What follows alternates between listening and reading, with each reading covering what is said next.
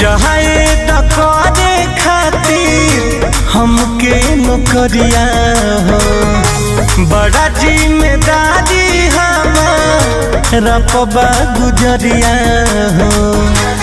हम कुछ नहीं जानते।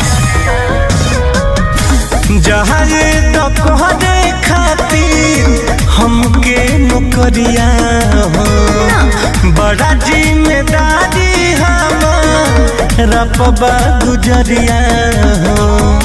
चुप हो जा धनी